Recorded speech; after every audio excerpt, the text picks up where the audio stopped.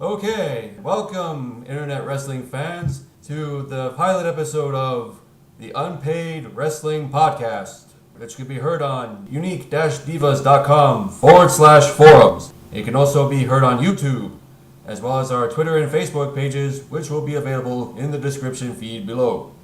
Now, before we get to our topic of this broadcast, I am Squirrelzilla, administrator of uniquedivas.com. And I will be the moderator of this proverbial shit show. And joining me on this panel tonight, we have, hailing from the UK, aspiring ladies wrestler and promoter, Miss Shelley B. Welcome, Shelley. And next on our panel, we have, hailing from the great state of New Jersey, Mr. Latin Dragon. Welcome, sir. How you doing, my friend? I am the Latin Dragon, here to... Oh, man, I suck. Speaking to you from planet Mars. Yeah. Shall we keep going? Yeah, go ahead. Okay, Oh, man, I suck. and lastly, hailing from parts unknown, the man of 1,000 names, but today he is being referred to as Zero Cool 666, aka Captain Marvelous. Welcome, Master Zero. Hello. Welcome. Let's get one thing straight. I am not from London, England. It's Newcastle, England. I'm a Geordie, sweetheart. Get it right. Okay, now that we got all the introductions out of the way, our topic for our pilot episode is the fallout from this past weekend's SummerSlam pay-per-view. So we will be discussing what we liked, what we didn't like, as well as our the WTF moments, as well as our OMG moments, and where we hope WWE will progress from this point forward, heading into WrestleMania. So we will start with the positives. We'll talk about what we liked. So I think we'll start with ladies first, if that's all right with everyone else. Shelley? So that means Latin Dragon's going first, right? Excuse me, Mr. Captain Marvelous? What? Ricky Euro, is that you? So, anyways, Shelley, you wish to start us off? Yeah, well, my best match of the whole night was Dean Ambrose versus Rollins. Robin, is it? Yep, Rollins. I've had too much to drink anyway, but... Oh, that was echo. Yeah. Oh, yeah, damn. But, yeah, I just find that match really good. It's also the fucking end. The fuck is that? How the fucking dare they do that? It's like, fucking Kane, you little twat. Kane, the man that ruins everything. Huh? And this comes from a 4'11" lass. But, yeah, I just think that really good. It's off the end, but I would say that was one of my best matches for the whole night. I really enjoyed that, so. Kane just needs to go the hell away. Yeah, he does. Everyone's just begging him at this point. Everybody sounds like echo. He needs to go and boil his head so he can come like some kind of lobster head for me. Then he'd be the big red machine, wouldn't he? It'd be way more interesting if he was a big red lobster. Just come on in a lobster costume. Yeah, hey, they had a red rooster in the 80s, so hey, why not? Hey, WWE, yeah, well, that's an idea for you, sweetheart. Hey, WWE did the gobbledygooker, so... Yeah, that's true. Also a nice throwback. By the way. And now we're going to picture Kane bursting out of a giant red egg. Okay, moving on. Latin Dragon, would you care to share with us your win of the night? Oh, then it has to be Ziggler. Ziggler has been jobbing constantly, being put down. He should be in the main event, in my opinion, but WWE doesn't like him due to the fact that he speaks his mind. And I'm just, I was kind of shocked. Specifically spoke his mind out on Randy Orton. Yeah, no. Ziggler spoke his mind about Randy Orton, Cena, and somebody else that's kind of in the higher ups. But it was mostly Orton now. Oh yeah, true. There's mostly Can I Orton just center. talk about the Golden Boys, are you? You know, the Golden Boys. You know, talk about them. Yeah, do not talk about them or you'll be fired. Take that nigga fame. Yeah, all depends on whose bed you're in. So if you're in somebody's bed, you're good. If not, then I'm sure we'll get to this. yeah. Oh man. Yeah, but it's just like I was expecting Miz to win because how WWE is expecting pushing Miz because of the Marine movie and everything like that. But when I saw Ziggler won, I'm just like, oh my god, he finally won a match. And Question, why the hell did Miz come out looking like a KKK member? everybody was wondering what the hell are you wearing? Yeah, that was Is this still in fashion sense of the race? I actually thought it might be comforting or something, you know, like, I don't want a bad arm or something. It's like he probably lost the bet and it's just like, okay, I have to wear this. Yeah, well, I'll wear a scarf. He's not used to it anymore.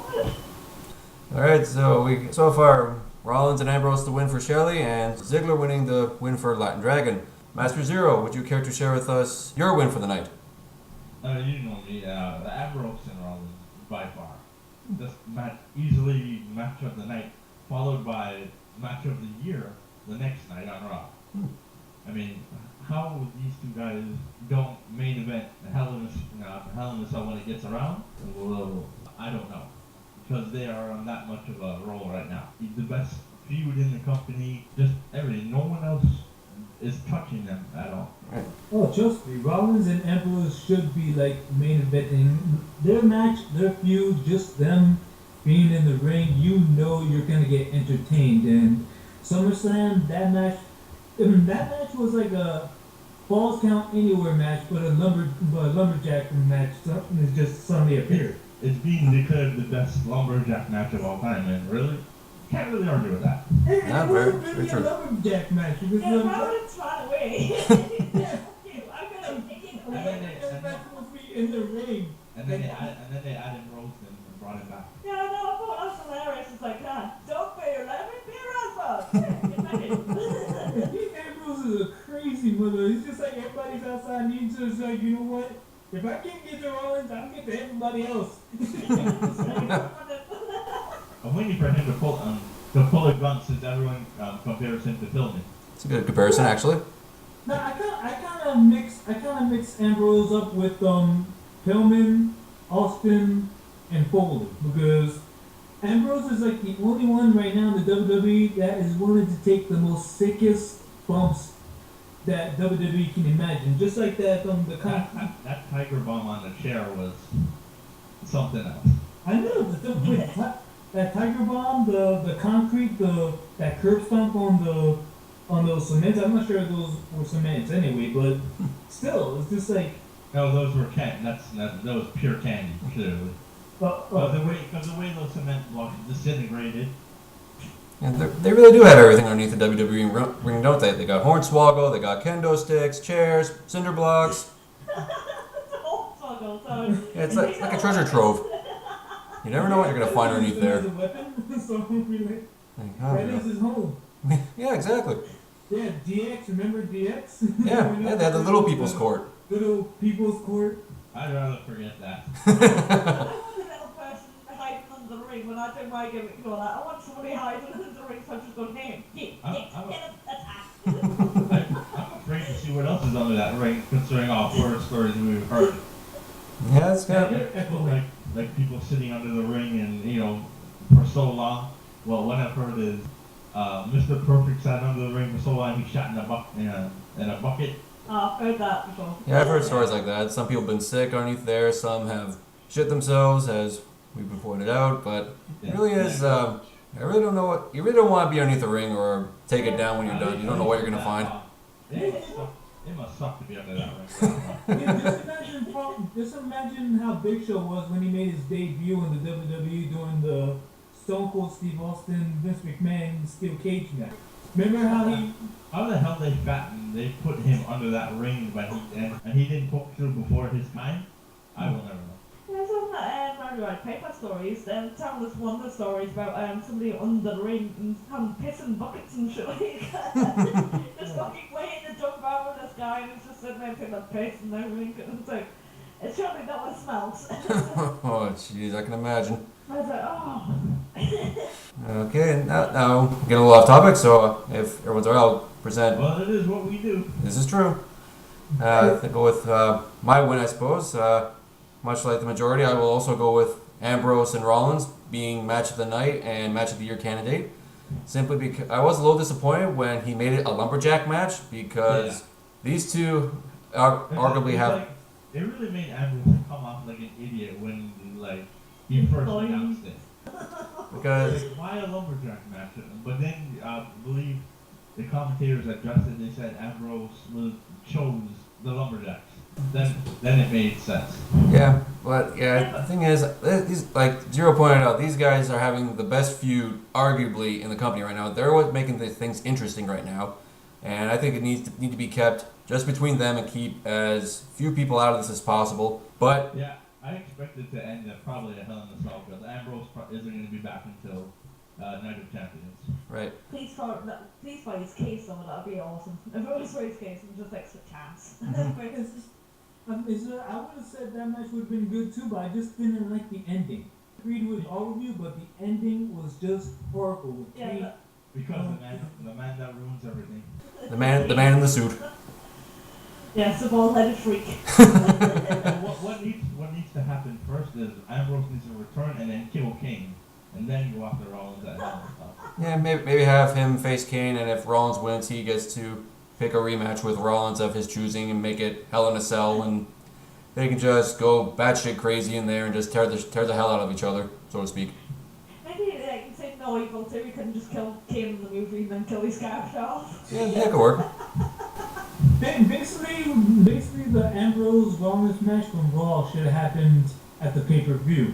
Yeah, absolutely.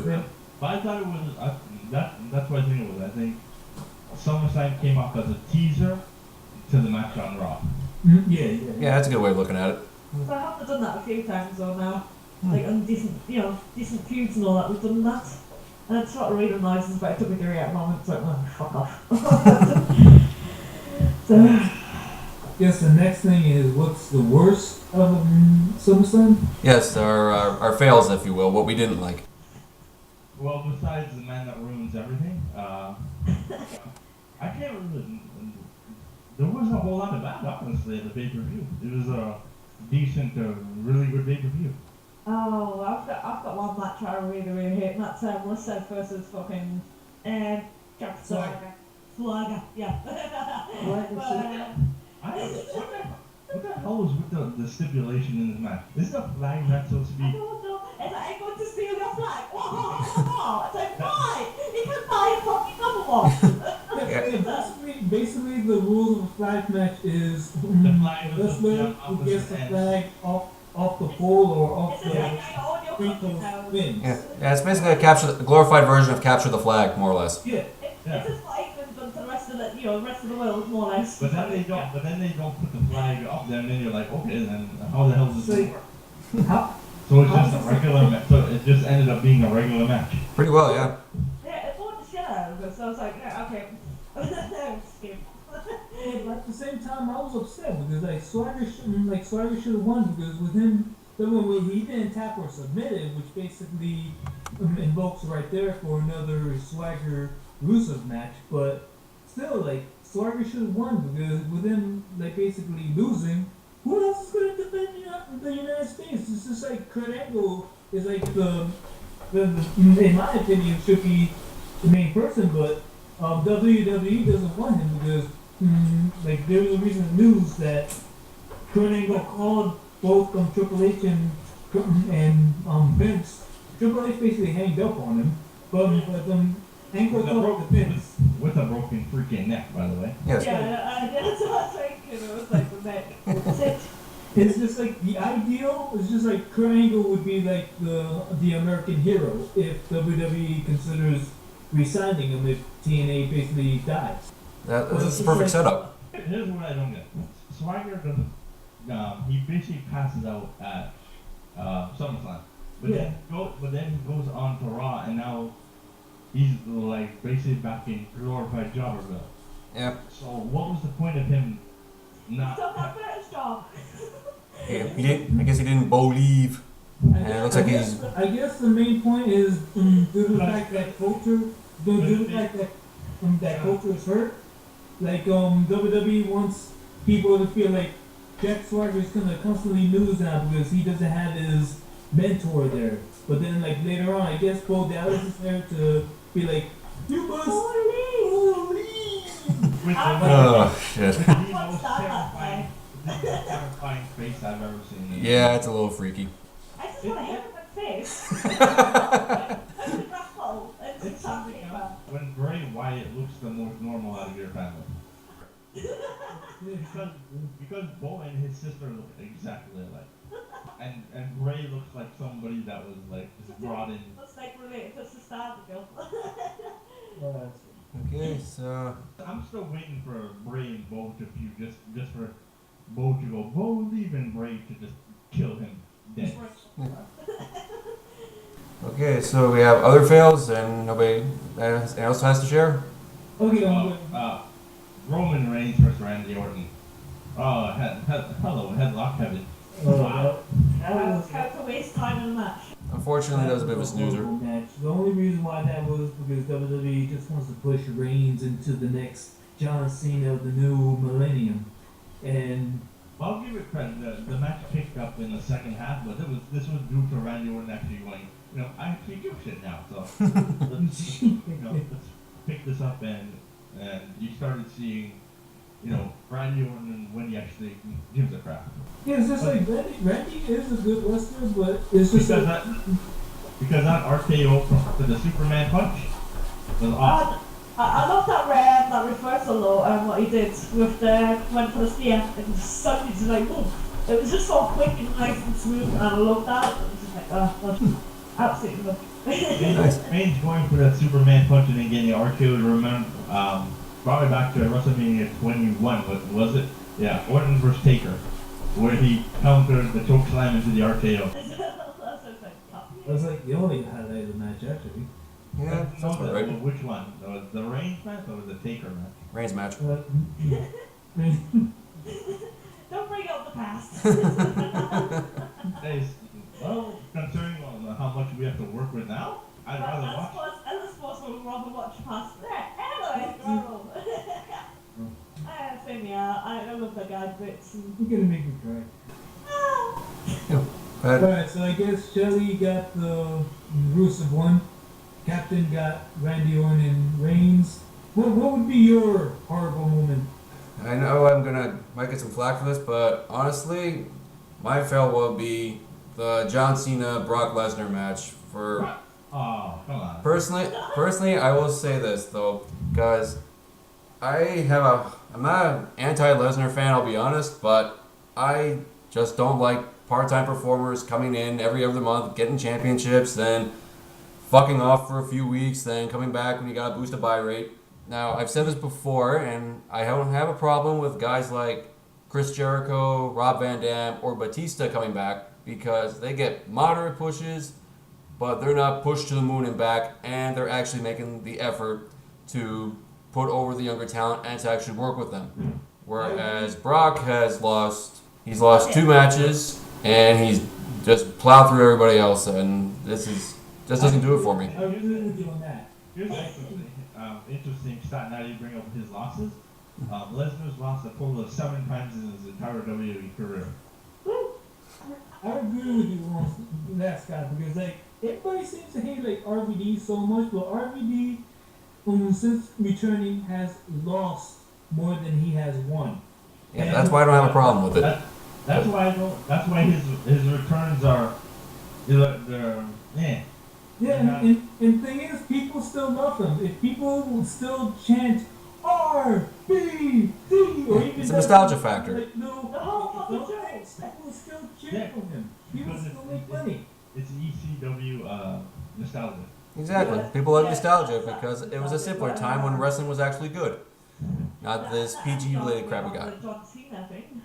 Oh, sorry. Man, but that match was hard. I did not like that match at all. It's just like they made Lesnar way too godlike. And it's just like, Yeah, you go back to their Extreme Rules match in 2012. That was probably the best match they had, and I was alright with that. I didn't like the fact that Lesnar went under in his first match back, but still, it was entertaining, and it could have gone either way. Whereas this, it was all Brock, basically. As an anti-Cena fan, it was everything I waited for years.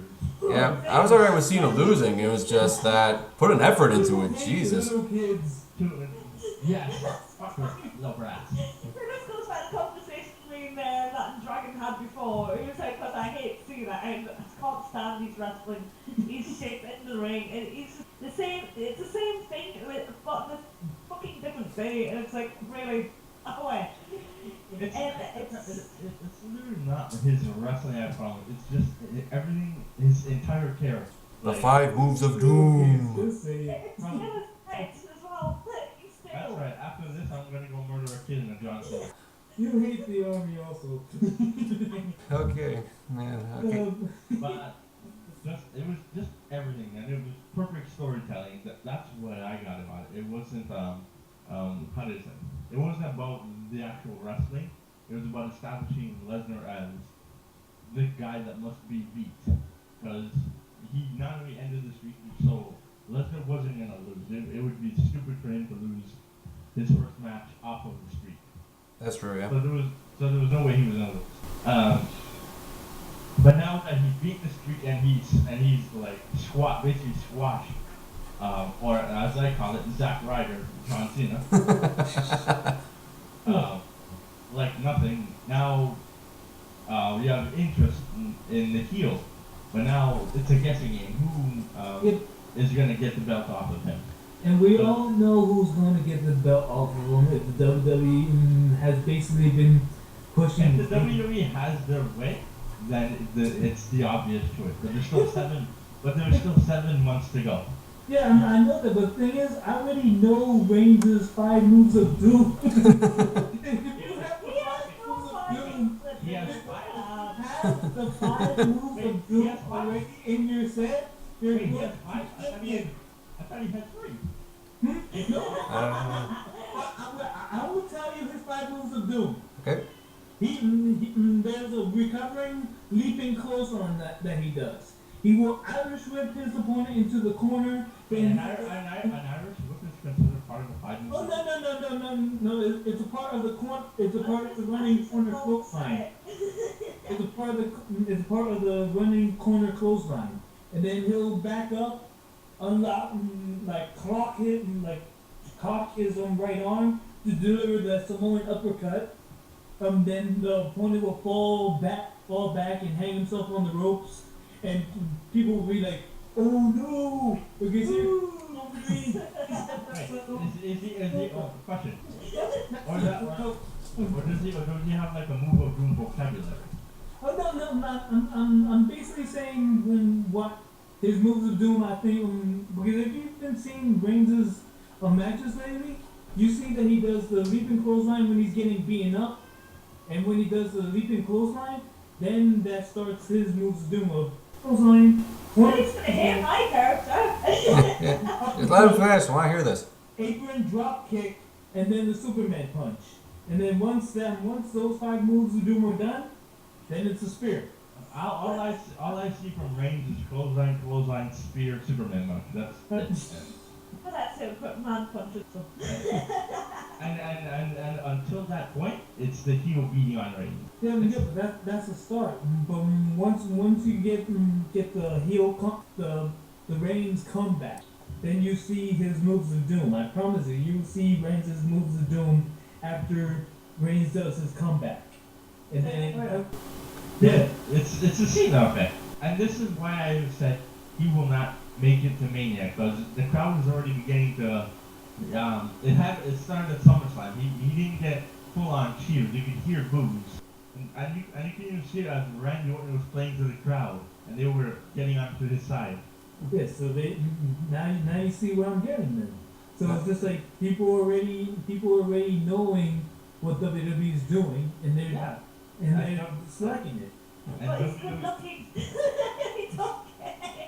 Apron drop kick. That apron drop kick is a part of his moves of doom. Hey, I'm sure this But just look at his face. It's just like. I'm sure there are women that would be like, you know what? If the wrestling thing doesn't work out, good, get into porn. Hey, it works with Buff Bagwell, so why not? That guy that's gonna be playing Aquaman. Aquaman sucks. No love for Aquaman, Shelly. Ouch. Justice League movie, I forgot the Samoan guy that's I forgot who that goddamn guy's name is. Sin Momoa. Yeah, Roman Reigns looks like him. That's why girls be like, oh my god, we got him as a wrestler. And he has the same acting ability too, by the way. Yeah, need an example? See the reboot of Conan the Barbarian. I have actually watched that, and it is garbage. I still haven't watched that. Save your money. I think Watch the original with Arnold. Not the way, by the way. I don't like Arnold's version. I don't know. Yeah. That's not much. Now, do we think Reigns is becoming like Brie Bella? Like, if you think back to her match with Stephanie McMahon this past Sunday, like, fans were more cheering for Stephanie, even though she's supposed to be the heel. You still got it. Yeah. Yeah, you still got it, chant. That was awesome. That was probably the best highlight of that match. I gotta say, Stephanie impressed me. I mean, it wasn't like Actually, I'm it wasn't even a 3-star match, but Stephanie impressed me. Someone that's been out of the ring for 11 years or so. Yeah, Stephanie carried that whole feud. Brie, I am not the biggest fan of the Bellas, but I don't know. But Nick, at least now with Nikki's heel turn supposedly, and they're then possibly feuding, that might make them a little bit more interesting. But that match, yeah, Stephanie carried it. Nikki established herself as so much better than Brie on Raw. Yeah, Nikki has personality at least, whereas Brie's kind of hollow, I guess. Or I'll just pull out my sister and see what she does. She might get me over. So I kind of feel bad about this one. It's just like the Total Diva show basically ruined the whole face heel faction for the Divas, because we all know Nikki, like the Bellas, in my opinion, should have stayed heels, but like they turned them into faces because of who they were dating, as we all know. And basically that didn't exactly work because people wasn't exactly buying them being faces until like No one's ever bought into anything the Bellas have really done. yeah, They were less than half decent. they were much better being heels than being faces because people hated them anyway. yeah, that's true. So right there they can easily play to the hatred because and they were doing good at it too, doing the loser part and talking all like high and mighty. I actually enjoyed their pairing with the Rhodes Scholars. Oh yeah. Yeah, that was good. That was interesting. Yeah, they had something to work with. The Yeah. only thing I liked from them was when they were wrestling against Katrina Waters, aka Katie Lee Boutron, or Katie Boutron, or Katrina Boutron. Yeah, whatever. AKA. Yeah, but you know, I quite enjoyed that feud that she was having with the Bella Twins, so the whole switcheroo thing going on. My God, magic. Wow. I'm still waiting for them to try Twin Magic again, only for the referee to go, you know what, I see those? Alright. Oh no, wait, remember that black referee? Like, I forgot his name, but he's just like, wait a minute. Look, your ass is back in here. Because he saw, like, you know, because that was the time that Nikki got. That was the only time that the ref actually acknowledged that they're different. Like, Yeah. One of these things is not like the other. I forgot his name, but he was like the coolest referee, that black referee. yeah, he got released though. He had a twin brother, I believe. That was also a referee. Not Hey, sure. but he was so cool, man. I just like, wait a minute. He looked at Bree, looked at Bella, be like, oh, you ain't doing this to me. You do it to other people, but not to me. Bree, I'm not a bitch. He was the Teddy Long of referees. Teddy Long is the only black referee I can think of, but Teddy Long. yeah, How many people out there remember Teddy Long as a referee? yeah, I do. I remember Teddy's a referee. When he Okay. started in WWE, he was a referee. Well, my hatred is basically Roman Reigns and Orton match tied with Lesnar versus Cena. I still think that's way too horrible as a squash match to me. Lesnar look like God. You're gonna get it for being the Cena fanboy around. I like Cena, okay? This is anti-Cena, little boy. This is our territory, boy. Okay, now back on topic. We discussed what we liked and didn't like of SummerSlam, and this is now heading to WWE's quote-unquote second season, heading to WrestleMania. So how do you all see things progressing forward, and how would you like to see things progressing forward from now? Oh wait. Before we get to that, we haven't talked to AJ versus Paige match. Oh yeah. Oh okay. Yeah, we can go into that. Do we like AJ and Paige, and do we like the match? Do we like this I feud like that's going? Paige, but me being a British girl, I do like Paige because obviously gonna spot the home peaks. Gotta bump her up. Yeah, of course I'm gonna bump her up, just like one of my girls. You know what I'm saying? It's one of my girls that has actually made it. Because Comedy Camp Katrina has been one of my girls because she was technically German, so meh. But yeah, I thought this was an alright match. It was just at the first start of it, it was like the typical cat fight. You know, oh, I'm gonna pull your hair, I'm gonna pull your hair, ow, get off, I pulled my hair out, you bitch. I actually like that she actually pulled out Paige's hair. I think she bit her. That was kind of fun. That was an extension. I That was enjoyed fake. it. That's becoming a thing that she does. Yeah, it was a fake, it was an extension, so. Yeah, you keep telling yourself that. It fucking was. We couldn't make me tell where it was, because you could see where the thing was, where it needs to be clipped. It looked like one of them extensions.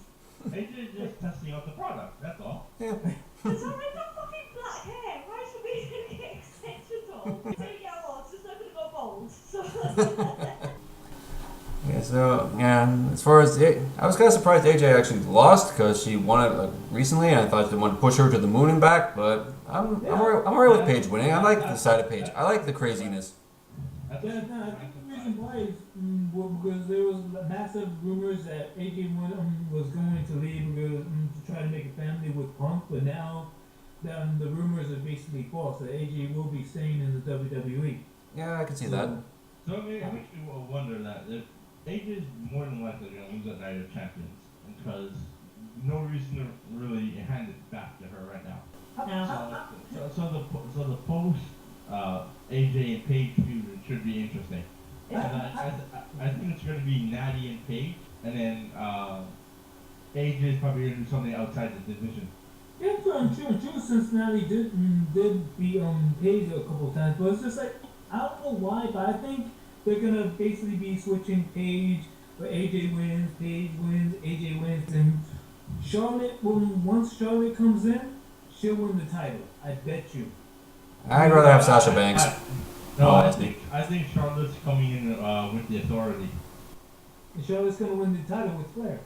Not right away. No. Not as long as Paige is heel and has the title. As far as this crazy feud with Paige and AJ, I am just waiting for one of them, preferably AJ, to come out and sing "Wind Beneath My Wings" to the other diva. Just come out with a microphone, just start belting it out mid-match. That would be epic for me. I would be done. Stephanie's gonna call it copyright infringement, by the way.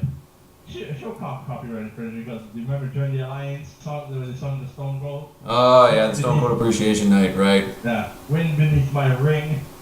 Yeah, that's gonna be that'll be yet another topic. The WTF moments of the Invasion storyline. But Oh yeah. that will be that should be a good one. Stay tuned for that one. Is there anything else we need to cover? Do you think we're all good, or? I guess we're still at what we want the WWE to be in the future. I think so. Yeah, we're still progressing forward, heading into the second season, WrestleMania, and We can move on to Raw. yeah, we can. I guess. So everyone saw Raw. We had the new. I've only watched half of it. I even know that's the show. You already watched the first half or the second half? I don't know. I watched the highlights. It's all standing to him in things. I saw the whole thing, but I kind of cut down when Heyman was there because I hate him so much that I changed. Yeah, he is a good talker, but shut up. You're a John Cena fan and you hate Heyman. Man, you're an enemy. Heyman's a good talker. Like he's been very successful, but Jesus Christ, shut up sometimes. We all know. It's like this. He is a good talker. He is one of the best skilled talkers. But we all know what he's going to say. We all know that Heyman was basically gonna televise masturbate Lesnar to everybody.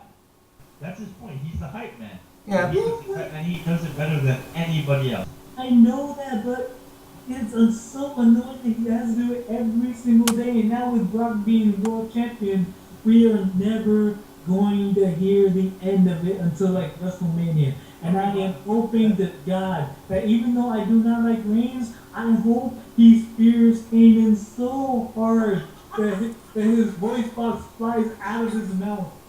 And it's just like we never hear him again. But that was That was a very epic rant. I like that. That was good. that's pretty descriptive. But let me ask I you, enjoyed that actually. if you had Lesnar on your side, would you not be giving him the verbal blowjob every chance you got? If you had Lesnar on, I don't like Lesnar, so if you're saying, say, no, like if I had maybe, wait, calm down. If I had, say, someone, if I had someone I like say Dolph Ziggler, or push Sin Cara like they should have, instead of they did push him. They did push him, and he got him. No, they did not, because the original Sin Cara, they didn't take him to FCW like they did Del Rio. They brought him straight to the WWE roster, and Sin Cara never wrestled in America. He wrestled in like Mexico and Japan, but he never wrestled in America. Therefore, he never wrestled the American, aka WWE style of Mexican wrestling. And therefore, they screwed him over. But why is he on the road? Do you think he would try and get a bit extra training while he's got some free time? Yeah, but he didn't bother his ass, so there we go. No, but WWE, if WWE did for Sin Cara like they did to Del Rio, which is basically send him to FCW. But they did push him. But look at this first. Go back to his first night. Does anybody remember his first night apart from him literally botching his entrance? Yeah, but like I said, like if the WWE took him to FCW like they did Alberto Del Rio, then Sin Cara would learn the American style of wrestling, and then slowly bring them up. Like right now, what they're doing with Kalisto, they're doing it the right way. Kalisto's in NXT. He's doing great. In fact, he's basically very much liked in NXT. If you saw his recent match with Sin Hunico against Sami Zayn and Adam Rose, that was. I've seen that. It's quite good, but since it can't on the Sin Cara subject, it's just like he kind of had the option to say, I want to, learn that way first. He had the option to say that, but he just went straight ahead and jumped ship with WWE, so technically it's his own fucking fault as well, so. And the guy apparently has a ridiculous ego, because he's like a god in Mexico, pretty much. Yeah. He did have an ego problem because. So he probably didn't even want to go to developmental, so. I think that's Del Rio, because when he was in FCW, he didn't want to be in FCW for long, but then he slowly started to finally like FCW and stayed there for a little bit.